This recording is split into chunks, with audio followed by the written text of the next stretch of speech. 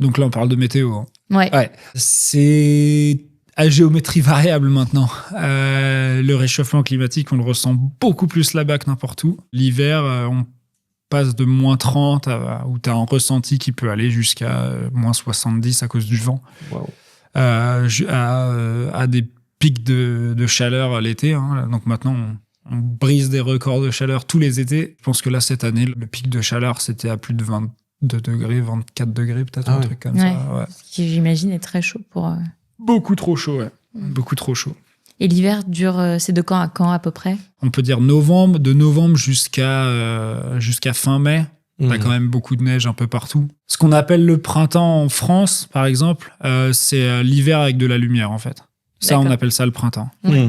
Le spring, c'est quand t'as de la lumière du jour jusqu'au soleil à partir d'avril, t'as plus de nuit. Hein. Donc, du coup, à partir de la deuxième semaine d'avril, c'est lumière du jour tout le temps. Toi, comment tu le vis, le climat, les nuits longues et... Ouais, les nuits longues. Là, pour l'instant, je suis pas à Svalbard, par exemple. Ouais. Non, généralement, j'essaie de fuir un peu cette période-là. D'accord. C'est de quand à quand qu'il n'y a pas du tout de nuit?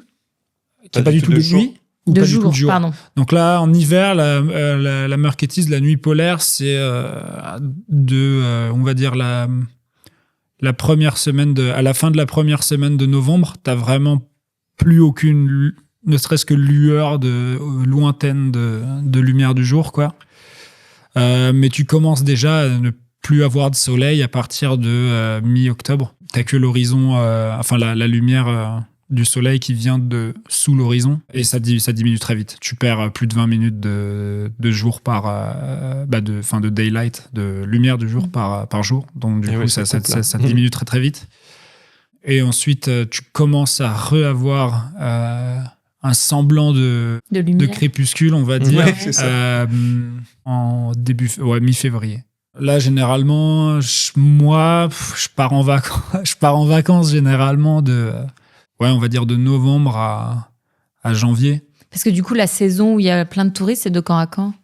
Là où il y a le plus de touristes, c'est toujours l'été, parce que tu as aussi les paquebots qui viennent. D'accord. Donc ça, c'est un autre délire encore. Mais sinon, la saison d'hiver, la haute saison, c'est mi-février à mi-avril. Ok, Ouais. donc toi, tu pars avant ces périodes-là, j'imagine. Pendant cette espèce d'intersaison là, Murkétide, il y a encore, nuit polaire, du coup il y a encore, il y a toujours du tourisme, hein. Il y a du tourisme tout au long de l'année, mais c'est juste que c'est des périodes plus creuses. Mais il y a des gens qui viennent pour expérimenter ça, par exemple. Bah ouais. Mais c'est pas une, j'aime bien la nuit polaire, mais c'est juste que presque 5 mois, c'est long, quoi. C'est très très long, surtout la période où tu vas vers l'obscurité. C'est plus sympa de partir en vacances, puis tu reviens début janvier, et puis t'as toujours t'as presque 2 mois de pénombre, hein, mais ça reste quand même des mois de pénombre où tu vas vers la lumière, en gros. Ouais, on le vit à un degré différent de la Norvège. Et ensuite, le soleil de minuit, c'est pareil. Il y a plein de gens qui disent qu'ils préfèrent la nuit polaire au soleil de minuit, par exemple. Moi, c'est pas le cas du tout. Moi, je préfère le soleil de minuit à 1000%. Donc, juste pour expliquer, le soleil de minuit, c'est parce que là, il n'y a plus du tout de nuit. C'est l'inverse de la nuit polaire. Voilà. Ça s'appelle le soleil et ça, de tu peux l'avoir déjà au nord de la Norvège. Passer le cercle polaire arctique, hein, tu as ça. Donc, quand je vivais en Laponie, je l'avais déjà. Et je pensais, justement, pareil pour la nuit polaire, je pensais que c'est bon, en Laponie, on a pareil. Non, on n'a pas pareil. C'est différent. Ouais, c'est très différent. Là, c'est vraiment, t'as le soleil, tape sur toi, c'est ça, je pense, la plus grosse différence, c'est parce que même à Oslo, t'as aucune nuance on est beaucoup plus bas, mais tu gardes, le soleil se couche, on va dire, le ciel est clair. Ouais. Mais là, aux Svalbard, j'imagine que tu bronzes, quoi, si tu veux. C'est ça. C'est vraiment, t'as le soleil qui te tape à la tronche. Qu'est-ce que tu fais, du coup, en hiver, quand il fait nuit tout le temps et que t'es là-bas? T'arrives quand même à sortir, tu prends des... après, toute une histoire d'équipement, quoi. Hein. Ouais. Et donc, du coup, faut que tu investisses dans des lampes frontales hyper puissantes.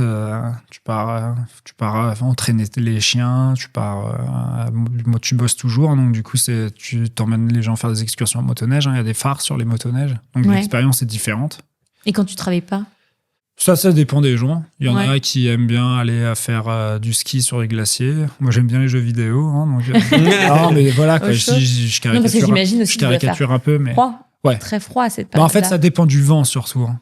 C'est le vent qui décide s'il fait froid ou pas. Hein. Parce que s'il fait moins 15 et qu'il n'y a pas de vent, à partir du moment où t'as les vêtements qu'il faut, un coup de stress, t'es en nage, pas possible. Quoi. D'accord. Je pense que le vent décide de beaucoup de choses. Hein. D'accord. Ouais, parce que tout à l'heure, tu parlais quand même de température extrême, Ouais. moins 30 ressentis, moins 50. Ouais, mais c'est pareil, c'est une histoire d'équipement, quoi. Par exemple, pour les auditeurs français qui vivent en France ou qui n'ont pas... le froid, ça s'apprend. Hein. C'est pas quand les gens disent « Ah, mais toi, t'es finlandais, t'es habitué au froid. » C'est genre « Non, pas du tout. C'est juste... moi, je suis comme tout le monde. J'aime pas du tout me les peler. Hein. Mais c'est juste qu'il y a plein de techniques à apprendre et les vêtements, c'est pas... Faut pas se fier à genre « Ah, mais j'ai acheté un truc, des bottes. Ils disent que ça va jusqu'à moins 50. » C'est pas comme ça que ça marche du tout.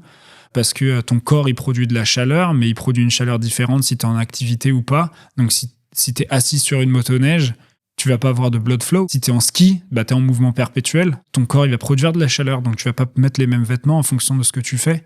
D'accord, donc tu as une garde-robe très spécifique en fonction de ce que tu fais. Et ça, c'est un truc aussi, par exemple, quand tu vis dans un pays nordique, parce que tu vois, tu habites à Paris et tu vas faire un voyage à Svalbard.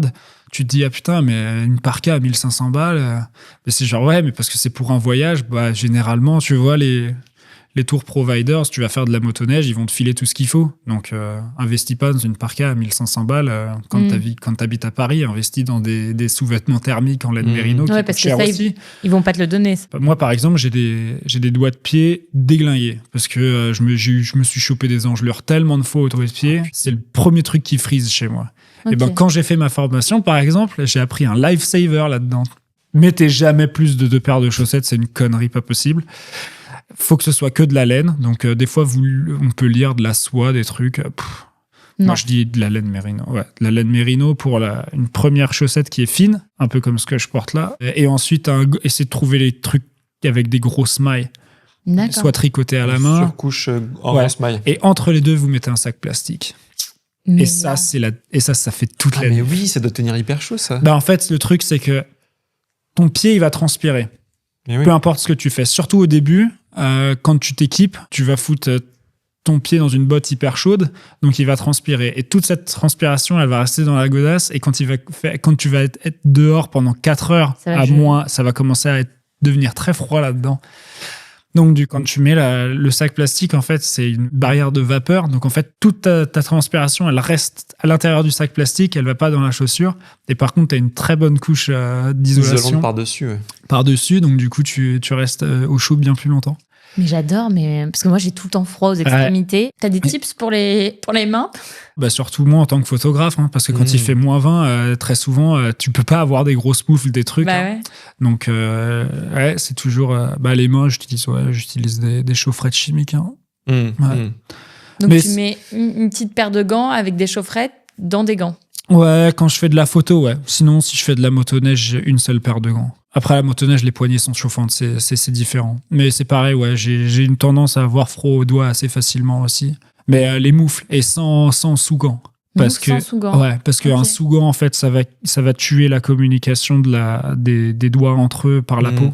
Donc, en fait, si t'as juste une grosse moufle, tu peux avoir genre une moufle en laine tricotée, et ensuite, par-dessus, tu mets une moufle en Gore-Tex, par exemple. Parce que du coup, comme ça, c'est pareil, ça fait le même effet, ça respire pas le Gore-Tex, donc du coup, la chaleur reste à l'intérieur, ça fait une barrière. Et après, tu mets une chaufferette là-dedans, t'es bien, quoi. Oui, mais ça, c'est vrai que j'avais entendu, il faut toujours que les doigts restent ensemble, en fait. Ouais. Les gants et les séparer, c'est une mauvaise stratégie. Ouais, c'est une mauvaise stratégie, mais sauf, par exemple, si tu fais de la photo, parce que là, du coup, tu vas vouloir avoir au moins quelque chose pour quand tu vas retirer tes moufles, parce que faire de la photo avec des moufles, c'est pas possible. Et puis après, il y a aussi le fait que j'aime bien comparer le froid à la faim, souvent. T'es un touriste, tu viens de Toulouse, tu vas en Laponie, tu sors 3 heures, il fait t'as jamais eu aussi froid de ta vie, elle est pas en danger. C'est comme quand t'as faim parce que t'as pas mangé depuis ce matin, tu vois. C'est pas très agréable, oui, mais c'est normal, mais c'est pareil, si t'as jamais jeûné de ta vie, tu vas pas réussir à faire un jeûne de 3 jours tout de suite, quoi. Ouais, c'est clair. Il faut que tu apprennes à accepter, tu vois, le fait d'avoir, j'ai un peu la dalle. Et on s'habitue, du coup, quand même. En fait, soit tu restes focus dessus et tu te sens misérable parce que machin et tout, soit tu te dis, vas-y, c'est bon, quoi. Donc du coup, tous les ans, je dois réapprendre, tu vois. Parce que les premiers jours où il refait froid, où t'as pas l'habitude de mettre autant de vêtements et tout, machin, je sors nourrir les chiens, je suis complètement... tu vois, ça arrive des fois, il fait 6 degrés, tu vois, et le soir... Et je me réveille, et puis pendant la nuit, et là tu te réveilles, il fait -10, -12, et il y a un peu de vent, et puis tu sors avec les mêmes fringues que la veille, parce que tu fais pas gaffe, tu vois, et puis tu te fais là-bas, tu fais, attends, je me les gèle grave là quand même, tu vois. Mais c'est rigolo que tu dises qu'il faut réapprendre d'une année sur l'autre, parce que c'est clairement aussi ce que je vis sur Oslo. C'est bête, je veux dire, il y a peut-être... surtout qu'à la base, j'ai naturellement chaud, donc je vais éviter, moi, d'avoir plein de couches, tout ça, je suis pas très à l'aise. Malgré tout, quand il faut repenser un peu, comme tu dis, le froid s'apprend, ici déjà en partie, il faut reprendre les habitudes. Oula, attends, mais ça c'était le premier gant, le surgant, quelle veste et qu'est-ce que je mets dessous s'il y a la veste par-dessus, la finesse de la veste par-dessus, qu'est-ce que je vais mettre plus ou moins épais dessous. Enfin, il y a tout ça qu'il faut rejongler avec. Toi, mentalement, tu as du mal aussi à passer En tout cas, cette année, tu as eu du mal à passer à la garde-robe d'hiver, quoi. T'es resté longtemps en te disant non, attends, c'est pas encore l'hiver complètement parce qu'il neigeait pas encore. Ouais, c'est ça. En fait, je pense que je passe par des... Là, non, mais il fait froid. Là, tu peux sortir. Je passe par des vêtements intermédiaires pour me dire non, mais c'est bon, je prends juste une petite doudoune jusqu'au dernier moment avant d'avoir la grosse veste. Non, moi, je suis frileuse, je sors direct toutes les couches. Et du coup, les habitants là-bas, quand le soleil réapparaît, c'est grosse fiesta? Quand le soleil réapparaît à partir de, je pense à partir du 16 février. Ah oui, c'est précis. L'anniversaire d'Alban. C'est une magnifique journée. Mais c'est que, genre, par exemple, si tu vas sur le sommet de telle montagne, tu peux apercevoir le soleil pendant, genre, 12 minutes, tu vois. Ok, mais, faut le vouloir. Ouais. Mais ce que je veux dire, c'est à partir de là, mais c'est pareil, après, ça remonte très vite, parce que tu gagnes, le soleil est au-dessus de l'horizon pendant... probablement genre tu gagnes peut-être que 30 minutes par jour au début, puis ensuite c'est énorme 20, quand même, puis c'est énorme, fou, ça passe très vite. Rythme. Et à Longyearbyen, le soleil il passe par-dessus les montagnes qui sont autour, parce que Longyearbyen c'est dans une vallée. Ça va être à partir du début mars, tout début mars je crois. Et du coup il y a le Solfest. Donc c'est les gamins qui chantent et les gens sont contents et voilà quoi. La fête du soleil. Ouais. Et il y a tous les fruits, il y a plein de fruits exotiques au supermarché. Mais non. Trop drôle. Et ils importent plein de fruits exotiques. Voilà, attends, mais là du soleil. Tu abordes un sujet auquel j'avais même pas pensé. Il y a des enfants aux Svalbard. Ouais, bien sûr. Ouais. Il y a 2 kindergarten. Il y en a un genre pour les Norvégiens, norvégophones, etc. Jardin d'enfants. Et un pour les... Ouais, jardin d'enfants. Ouais. Et un pour aussi les Norvégiens, mais du coup, où ils parlent aussi... Enfin, c'est aussi en anglais, etc. Pour les enfants d'immigrés, entre guillemets. Mais c'est plus les gens qui viennent bosser là-bas. Par exemple, si t'as un couple de scientifiques qui ont un gamin, du coup, il y a les infrastructures pour que l'enfant puisse aller là-bas, etc.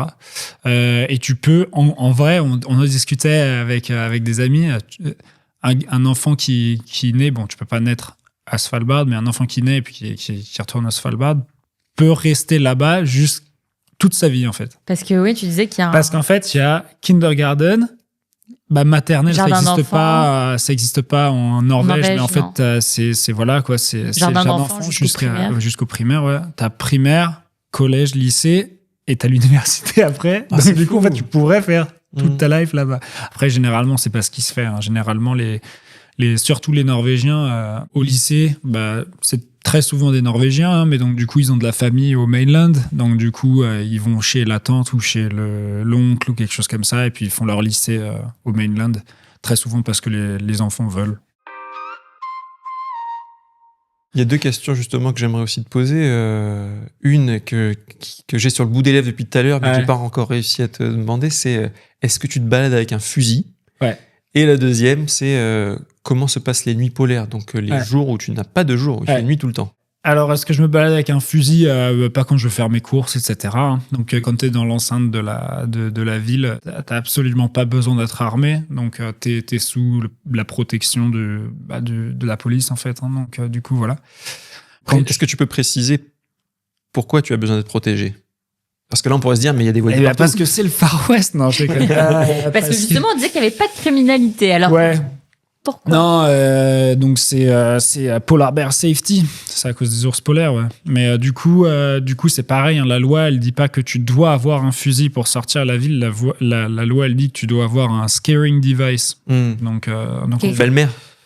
comment on appelle ça? Une machine qui fait peur? Voilà. Quelque chose qui est fait, ouais. Enfin voilà Qui quoi. dissuade. Voilà. Donc généralement, ça va être un pistolet de détresse, on appelle ça en français, je crois. D'accord. Flare gun. Donc du coup, faut que tu aies ça. En gros, Sur faut toi, que quand tu aies tu- ça quand tu sors. La Polar Bear Safety, c'est un petit peu particulier parce que tu peux louer une arme à feu, tu peux louer un fusil si tu as un permis Un permis de port d'armes. Ah. ouais, européen. Ou si tu viens d'ailleurs, tu peux demander un papier qui t'autorise à avoir ça en Europe. Le problème étant que si tu n'as jamais suivi de cours de protection d'ours polaires, savoir plus en fait de cours de législation par rapport aux ours polaires au Svalbard, tu peux vite te retrouver dans une situation où tu vas te mettre dans la merde en fait. Parce que la raison pour laquelle il faut que tu aies un scaring device, donc généralement en fait tu te balades avec un flare gun, avec un pistolet de détresse et un fusil. Le pistolet de détresse c'est ce que tu vas utiliser en fait, et le fusil est là si ça marche pas et que l'ours a envie de te bouffer en fait, et que t'as pas de moyen de te barrer. Genre si t'es en ski par exemple, si t'es en train de faire un ski trip, l'ours polaire il peut te taper des pointes à près de 50 km/h.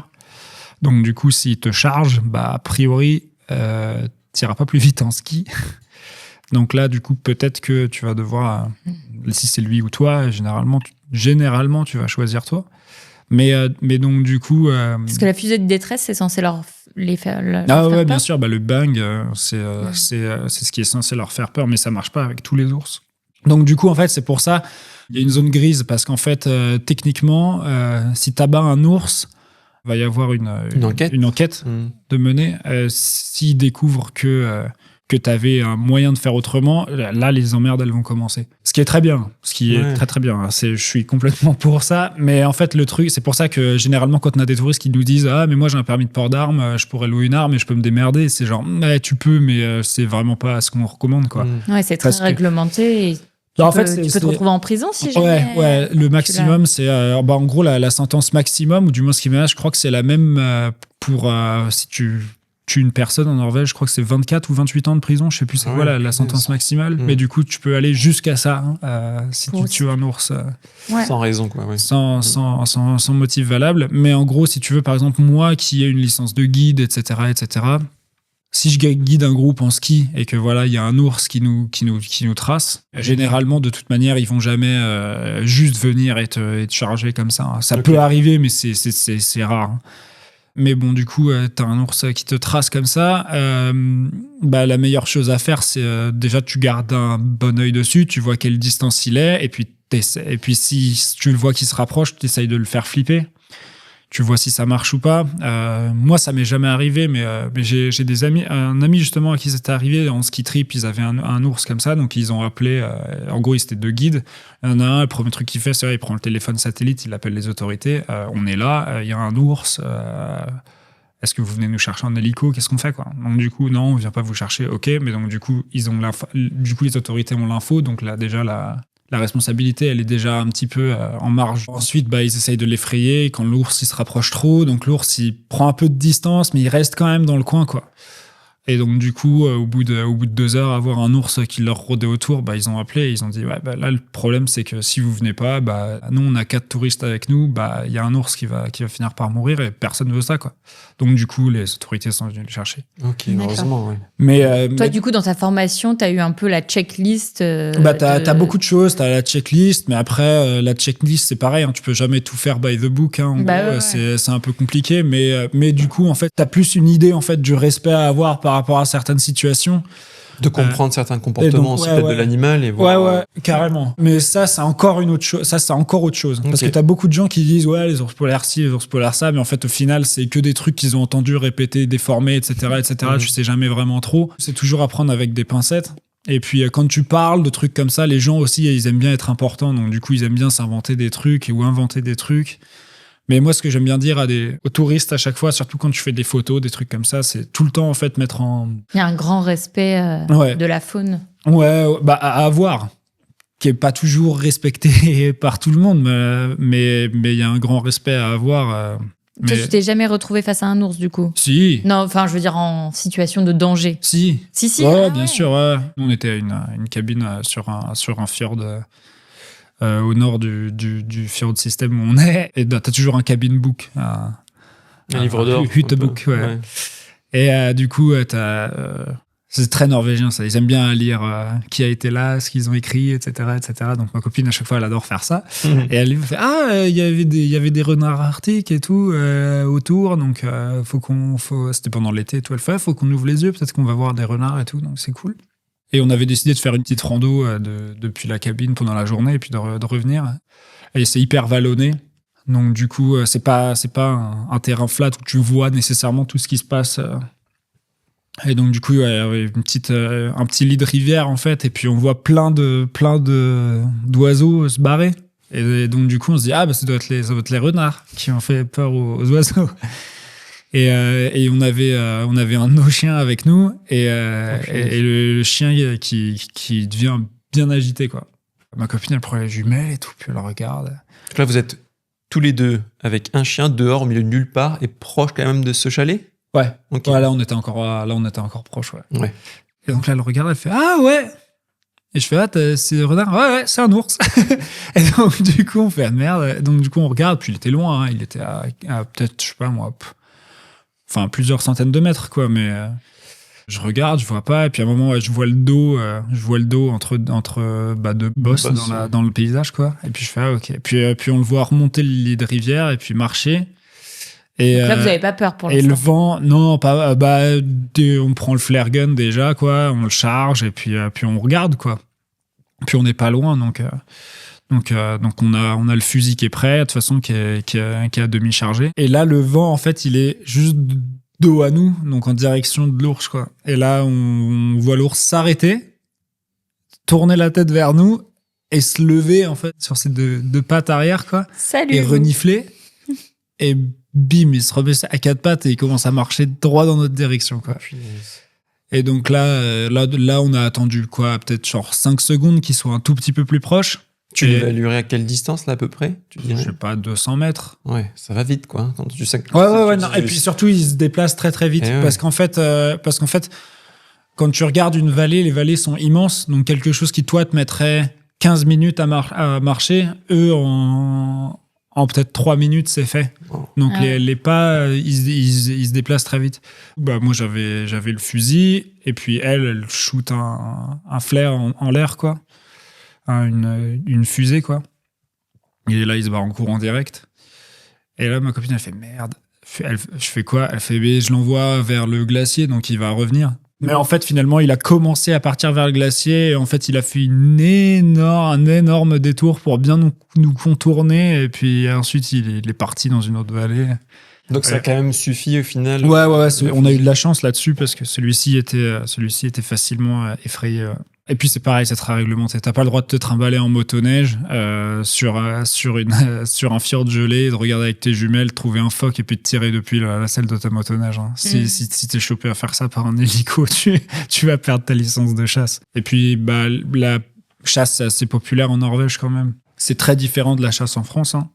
Mais ça reste quand même une activité assez populaire dans les pays nordiques, la chasse. Les gens, ils chassent en mainland, enfin en Norvège du continent, les gens, ils chassent l'élan beaucoup et d'autres trucs. Et c'est pas des chasses genre les concepts à la con de chasse à court et de conneries comme ça existe pas ici. C'est pas comme ça que les gens font. Voilà. Donc du coup, ils chassaient les phoques et ils ont laissé le phoque à l'ours. Et est-ce que ça arrive souvent les accidents, voire les décès à cause des ours polaires, ou est-ce que c'est des légendes aussi? Parce que moi, je me rappelle que quand on y allait, du coup, enfin quand on devait y aller, bien sûr, là, je m'intéressais et là, je vois un touriste néerlandais s'est fait attaquer par un ours et est décédé. Est-ce que c'était pas un touriste, c'était en 2020, c'était le manager du camping de Svalbard. Ah, qui se fait bouffer dans son camping. Désolé, c'est pas drôle, hein, mais voilà.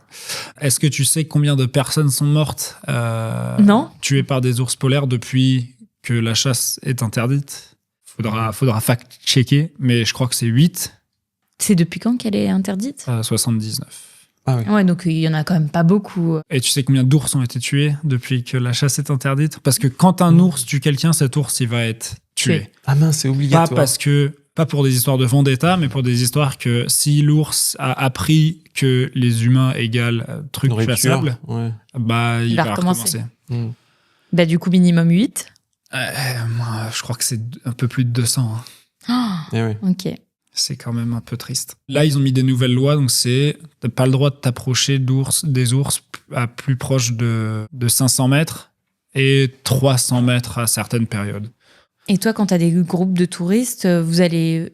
J'imagine qu'il y a des excursions pour aller voir les ours. Non, c'est interdit. Ah non, c'est interdit en tout cas de marketer ça de cette manière-là. C'est D'accord. complètement interdit. Ouais. Donc c'est par hasard si vous en voyez. Ouais. Et puis, tu vois pas des ours comme ça. D'accord. Genre, il y a des gens qui ont Moi, vécu à Longyearbyen. moi, je pensais pour mes 30 ans là que j'allais aller voir des ours polaires. Mais en fait, je n'aurais probablement pas vu. Il y a des gens qui sont allés à Svalbard 5-6 fois qui n'en ont jamais vu. D'accord. D'accord, ok. Comment tu t'es tourné vers la photographie? Parce qu'à la base, je crois que tu es plus guide. Ouais. Est-ce que la passion pour la photo est arrivée après? Non, ouais.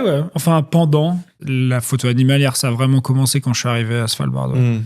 Parce que là, du coup, tu vois des animaux que tu vois pas ailleurs, t'as envie de les prendre en photo et tes objectifs, ils sont pas assez longs. Donc, du coup, t'investis et puis après, tu commences à t'intéresser de plus en plus. Et puis, la photo animalière, c'est assez addictif dans le sens où c'est pas juste avoir un bon appareil, un bon objectif et bim, tu vas avoir les bonnes photos parce qu'en fait, finalement, tu peux avoir des shots en tête que t'auras peut-être jamais, mais que tu vas continuer d'essayer d'avoir. Et en fait, pendant que tu essayes de les avoir, tu vas faire d'autres shots. Mais après, pour avoir les shots que tu veux faire, faut que tu te renseignes sur le mode de vie des animaux pour déjà savoir si c'est possible ou pas, etc., etc.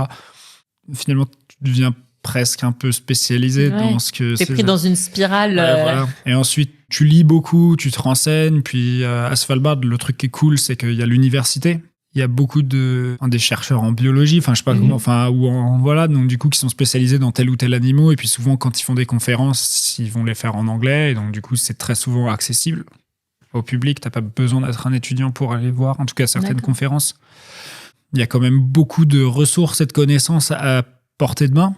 Et ensuite, dans le milieu de la photo, le truc qui est vraiment cool, c'est que tu passes beaucoup de temps à essayer de spotter les animaux, mais ensuite, une fois que tu les spots, tu passes beaucoup de temps à attendre. On va dire que 90% du temps, il n'y a rien d'exceptionnel qui se passe, et puis 10% du temps, c'est intéressant, quoi. J'aime bien, on dirait que tu parles d'essayer de prendre une photo de deux enfants qui ont à peu près 2 ans. Mais alors justement, ça c'est trop marrant parce que du coup, avec notre bébé là, l'autre jour, on essayait de prendre des photos, on prenait des photos et puis je me disais, putain, mais c'est marrant. Amenez-moi un ours, ce sera plus simple. Non, c'est pas ça. Mais c'est juste que je me disais, en fait, c'est pareil parce que du coup, tu peux pas lui faire un truc. Faut que t'attendes. Tu veux qu'il ait les yeux dans cette direction, t'as juste à attendre. Allez, vas-y, touche. Là, c'est bon. Ouais, c'est vrai. Donc du coup, ça se ressemble un peu, ouais. Ça va pas aller en s'arrangeant, hein. Tout à l'heure, tu nous parlais des enfants au Svalbard et il me semble aussi que tu as mentionné un bébé dans ta famille. Est-ce que tu pourrais nous parler le projet familial, comment il s'est développé quand vous étiez là-bas, comment c'est arrivé et comment ça se passe de créer sa famille au Svalbard? Comme je te disais, en dark season, généralement, je me barre en vacances. Donc là, on s'était pas vu pendant 2 mois avec ma copine, donc le projet familial il est comme ça. Le projet familial est arrivé. Non, mais en gros, on avait, ça faisait un petit moment qu'on en parlait. On se disait qu'on n'allait pas spécialement essayer dès le début de l'année, mais c'était en projet. Et que voilà, ouais. Et puis ça arrivait un peu plus tôt que prévu, donc sur le coup, on s'est dit un peu mais merde, ok, ça veut dire qu'à la fin de l'année, il y aura un bébé déjà, alors qu'on s'attendait plus à peut-être tomber enceinte à la fin de l'année. Mais déjà à la base, ça ne vous faisait pas peur d'avoir un enfant au Svalbard? Non. Le projet d'être là-bas avec un enfant? Non. On a des très bons amis français aussi d'ailleurs qui eux ont eu un bébé l'année dernière, donc on a vu eux ils ont eu leur bébé là-bas. Ouais, ils l'ont pas eu là-bas, mais je veux dire ils vivent là-bas avec leur bébé. Ça rassure de voir que ça se passe très bien. Ouais, c'est facile. Et puis après, finalement, d'avoir un bébé là-bas, c'est très facile. L'écosystème est petit, donc tout est à proximité, donc finalement c'est assez simple. Et tu disais que ils pouvaient pas l'avoir là-bas. Est-ce que tu peux développer? Ouais. On peut pas avoir de bébé au Svalbard. Ouais, exactement. Donc, en fait, la politique de vie du Svalbard, entre guillemets, c'est que quand tu vis là-bas en anglais, on dit borrowed time. Alors, je sais pas comment on peut expliquer ça en français. T'as emprunté, ce serait? Ouais. En gros, tu peux pas avoir ta résidence principale. Faut que t'aies un backup, en fait. Faut que t'aies une raison d'être là? Ouais. En gros, ouais. Donc, généralement, c'est un travail. Mais le truc, c'est que, par exemple, si tu chopes le cancer, tu peux pas rester là-bas. Il n'y a pas les infrastructures, etc. Donc, si tu as une maladie grave, un truc comme ça. Il y a un hôpital quand même? Il y a un hôpital, mais ça va être pour tu chopes un rhume ou tu te pètes la cheville, comme je dis. Oui. Et s'il y a des complications, c'est Tromsø direct. Donc, du coup, tu peux pas donner naissance à Svalbard. Mais si, par exemple, tu veux accoucher à domicile? Non, là-bas, c'est pas possible. D'accord. Donc, du coup, nous, d'ailleurs, c'est ce qu'on voulait faire. Donc, du coup, on a loué un appart ici. Donc, vous êtes revenu à en Oslo. Norvège. Ouais, en Norvège. Ouais. Ça fait un peu bizarre de dire revenir en Norvège, bien mais sûr. Ouais, sur le continent, on va dire. C'est par rapport en fait à la grossesse, si tu te donnes une date à laquelle tu es censé redescendre. Donc du coup, elle est partie. La due date, c'était 12 octobre. Et elle est partie le 20 septembre, un truc comme ça. Ah oui, pas beaucoup de temps avant. C'était 3 semaines avant. 18 septembre, un truc comme ça. Ouais, 3 semaines avant. D'accord, ok. Le truc, en fait, c'est que si tu commences à avoir un problème, après, c'est le ambulance plane qui t'emmène à Tromsø direct. Donc, D'accord. du coup, ouais. Et tu dois le payer, j'imagine? Non. Non, okay. Quand t'es Svalbard Citizen, t'es assuré pour ça. D'accord. Donc, ça fait partie des gros bénéfices. Si t'as un accident, que t'as besoin d'un transport en hélico, d'un truc comme ça, tout est couvert. Quand t'es enceinte à Svalbard ou à Longyearbyen, donc tes échographies se font au mainland. Ils n'ont pas ce matos-là à l'hôpital là-bas. Ah oui. Donc, du coup, tes check-up, etc., se font au mainland. Et généralement, naturellement, en fait, ou de manière automatique, ton hôpital, ça va être Tromsø. Mm-hmm. Mais tu peux décider d'un autre hôpital. Donc, pour aller faire l'échographie T1, T2, à chaque fois, vous devez planifier un voyage à Tromsø. C'est ça. Avec les billets remboursés par l'État pour elle. Ah, super. Est-ce qu'elle a quand même accès à une sage-femme là-bas, si jamais entre-temps elle a des questions? Ça, c'était compliqué. Donc, c'est pareil, si tu veux suivre le process médical, entre guillemets, officiel et simple, c'est sage-femme par défaut de Tromsø, etc., etc. Et finalement, il est arrivé le Il est arrivé le jour même, le jour où il fallait. C'était ça. Pas de problème. Très ponctuel. À mon norvégien. Le côté, j'allais dire, il a pris le côté scandinave, là. Ouais. Ok. Attends, mais cet enfant, il est un mix incroyable. C'est le bordel dans sa tête, je crois. Dans son sang, en tout cas. Il y aura le bon côté, au moins. Parce que là, du coup, il y a un mélange français, finlandais, suédois, naturalisé norvégien. C'est ça. c'est ça. Ouais, super mix. Alors, il y a un truc qui est très, très, très, très cool quand tu habites à Longyearbyen, c'est qu'il y a un Brugtkjøp, un Brugticket. En gros, c'est une boutique où, en fait... quand tu as des trucs dont tu te sers pas, tu peux les déposer là-bas et quand tu as besoin d'un truc, tu peux aller là-bas et puis peut-être que tu le trouves, peut-être que tu le trouves pas, mais tout est gratos et c'est basé sur le volontariat. Ah, c'est génial, c'est de l'emprunt et de... c'est pas nécessairement de l'emprunt, ouais, si il y a un truc, tu le prends, mais du coup, les vêtements de bébé, les trucs comme ça, nous, on n'a rien payé du tout, quoi. C'est-à-dire que tous les vêtements de bébé, la baignoire, etc. Plein de trucs de bébé que t'as pas besoin de payer parce que ça grandit vite, donc du coup... Ouais, les gens ont donné...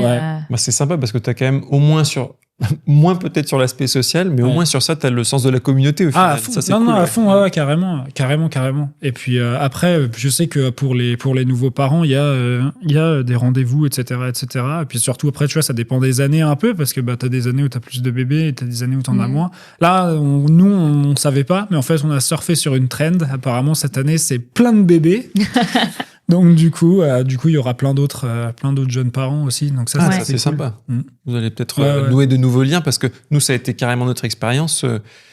Bon, chien à la base, mais bébé ensuite. Ça te fait rencontrer des gens, ça te fait parler peut-être à pas que des profils internationaux. C'est intéressant aussi dans ce sens-là. Ouais. Sur le long terme, est-ce que ce sera Svalbard, la Norvège, potentiellement autre chose? Ouais, c'est un petit point d'interrogation pour l'instant. Svalbard, ça va pas être éternel. Ça c'est sûr. Plusieurs raisons. La première, c'est juste que quand t'as un enfant en bas âge mais qui est plus un bébé, c'est cool de pouvoir sortir sans avoir besoin de préparer comme si c'était l'apocalypse, quoi. Ah, ça, c'est Parce vrai. que à Svalbard, la météo décide de tout et puis il faut tout le temps que t'aies un fusil, il faut tout le temps que t'aies ci, il faut tout le temps que t'aies ça. Donc du coup, ce sera un petit peu mieux dans une zone où moi je pense par exemple quand notre enfant il aura 10-12 ans, s'il a envie de sortir les chiens en traîneau, tu vois, tout seul, qu'il puisse le faire.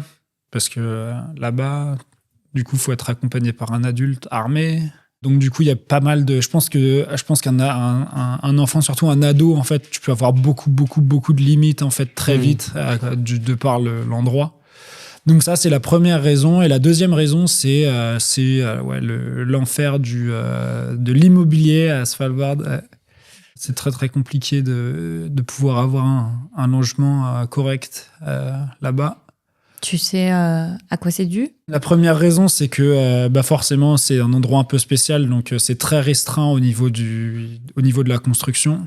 Donc, tu peux pas acheter un terrain, construire ta maison comme ça. Ça marche pas comme ça. Donc du coup, c'est les logements pour la plupart, c'est en ville, c'est de la location. Le prix de l'immobilier à Longyearbyen, c'est plus cher que le centre d'Oslo. Ah ouais. Donc du coup, c'est très très cher et surtout, c'est inaccessible. Ça devient inaccessible en privé. Donc du coup, pour avoir un logement, il faut que ce soit à travers un employeur, sachant que Svalbard commence une petite crise sociale aussi, où je pense que c'est principalement dû à la guerre en Ukraine, mais étant donné qu'il y a un village russe à Svalbard aussi, la Norvège est très très fermée par rapport à l'immigration, et donc du coup ils essayent d'avoir là le nouveau white paper, Svalbard Melding, je sais pas comment on appelle ça. Une nouvelle législation. Législation, ouais, voilà. Parle de la norvégisation je sais pas comment on pourrait dire ça, la norvégisation peut-être de Longyearbyen, et panique un peu parce que c'est 36% de non-norvégiens. Et donc, je pensais que ça serait plus. Hein. Ouais, mais c'est pas tant que ça, mais pour la Norvège, c'est beaucoup. En tout cas, pour les décisions qui sont prises, ils trouvent que c'est une menace. Ouais. Ils prennent des décisions pour favoriser les Norvégiens et peu défavoriser les étrangers. En fait, ce qu'ils veulent, c'est que Svalbard, c'est un endroit un peu spécial. Donc, au début, la raison pour laquelle Longyearbyen, donc la ville là-bas, existe, c'est le coal mining, donc le minage de charbon. C'est un settlement, un village en fait qui a été construit parce qu'il y avait une mine de charbon, et c'est un village qui a été géré par l'entreprise de minage de charbon, Store Norske. Et en fait, petit à petit, quand le minage de charbon a commencé à devenir restreint, bien évidemment, en parallèle, il y a toujours eu de la recherche, de la science, des trucs comme ça. Donc, il y avait quand même eu le développement de l'université. Il y a une université là-bas, donc beaucoup de gens qui étudient la biologie, la glaciologie, la géologie, les trucs comme ça. Donc, du coup, la communauté, elle s'est diversifiée un petit peu, mais voilà, la raison principale, ça a été le charbon pendant très longtemps. Ensuite, il y a eu la transition vers le tourisme aussi. Donc le white paper avant le dernier parlait de la transition justement d'une company town, d'une ville entreprise entre guillemets de charbon vers une communauté plus axée vers le tourisme et la science. Là, le nouveau white paper, maintenant, ça crée énormément de polémiques parce qu'en fait, ça parle du fait que justement les soucis qu'engendre cette transition, en fait, justement, à savoir que du coup, il y a de plus en plus d'immigration, etc. Parce que qui bosse dans le tourisme et dans la science, c'est pas les Norvégiens. Voilà, l'État panique par rapport à ça, parce qu'ils veulent pas que Svalbard soit une porte d'entrée vers la Norvège, parce que Svalbard, t'as pas besoin de visa. Du coup, il y a une espèce de grosse priorité nationale et de gros nationalisme qui se fait ressentir. Donc du coup, au niveau du logement, ça se ressent comment ? Ça se ressent sur le fait que si t'as pas le passeport norvégien, ton employeur va devoir payer plus de taxes si t'es embauché. Et comme tu peux pas trouver de logement autre que par le biais d'un employeur, tu peux faire les maths assez facilement, quoi. Ouais. La suite, ce sera soit le nord de la Norvège, soit le nord de la Finlande, soit le nord de la Suède, on sait pas trop encore. Ça restera dans le nord. Il nous faut un endroit où on a de la neige l'hiver pour les chiens, parce qu'on a 9 chiens à descendre, littéralement, de la Norvège à la Suède, pas à descendre. Oui. De la Norvège de Svalbard au continent, je veux dire. Oui. Mais, donc, d'ailleurs, vous allez faire comment, par bateau ? Ouais, par bateau. Faut du terrain, quoi. Et puis, voilà, quoi. Et puis, il faut de la neige en hiver. Ouais. Bon, dans le nord de ces pays, ça devrait aller pour l'instant. Pour le moment, en tout cas. Ouais. Il y a des activités qui seront toujours en lien avec guide, arctique, photographie. Est-ce que c'est quelque chose que tu veux continuer ? Ouais, bien sûr. Ouais. Toujours soit sur des expéditions comme Groenland, etc. Mais sinon, aussi, pour moi, plus à développer après aussi la nature sur le continent, quoi. Les animaux, etc. Ici aussi, quoi. Et quel conseil tu donnerais à quelqu'un qui va s'installer au Svalbard ? Qui a le rêve, peut-être, qui nourrit le rêve de s'installer au Svalbard. En tant que pâtissier. Le conseil le mieux que je pourrais donner, c'est d'essayer de suivre un cours intensif de norvégien avant de partir là-bas. Parce qu'il n'y en a pas. Et pareil, par souci de... Ils font tout pour qu'il n'y en ait pas. Ça reste un gros avantage de connaître la langue quand même avant de partir là-bas, je pense.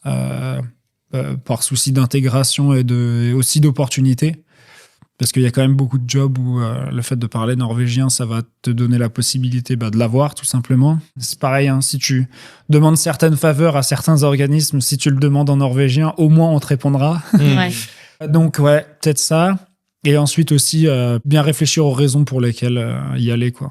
D'être sûr qu'on veut y aller pour les bonnes raisons, je pense que ça peut confirmer un choix et ça peut aussi aider après à surmonter peut-être certains problèmes, quoi. Je pense que sinon, il y a peut-être d'autres endroits un peu dans le même style qui sont peut-être un petit peu plus faciles. Je pense au Canada ou des choses comme ça, peut-être qui sont un petit peu plus faciles pour l'adaptation plutôt qu'un endroit comme Svalbard. Ouais. Si on a des curieux qui nous écoutent, Timo, et qui souhaitent découvrir ton travail, notamment de photographe ou même de guide, où c'est qu'on peut te retrouver ? J'ai donc sur mon site internet, timovirmavirta.com, donc mon nom. Et sur les réseaux, j'ai un nom à la con sur Instagram, islandais, qui est imprononçable en français. Donc du coup, si vous tapez Timo Virmavirta, a priori, vous trouverez mon Insta quand même. Donc du coup, sur les réseaux et puis sur mon site internet, quoi. On mettra tout ça en description de l'épisode. Cool. Ce sera plus simple pour tout le monde, je pense. Cool. Merci beaucoup, Timo, d'être venu discuter avec nous aujourd'hui. On était super curieux de découvrir un peu le mode de vie à Svalbard, tes origines, ton projet futur et puis aussi tes projets actuels, par exemple, de famille. Ouais. Merci beaucoup d'avoir partagé tout ça avec authenticité avec nous. C'était vraiment génial de t'avoir. C'était un grand plaisir. Merci à vous. Et on se retrouvera bientôt pour un prochain épisode. Merci de nous avoir écoutés. Et on espère que ça vous a inspiré ou en tout cas renseigné. Et on vous dit à très bientôt chez nous. Sous les aurores. Si cet épisode vous a plu, pensez à nous laisser une note et un avis sur votre application d'écoute préférée. Ou un commentaire sur YouTube. Ça nous aide énormément à faire grandir le podcast. Merci et à très vite pour le prochain épisode.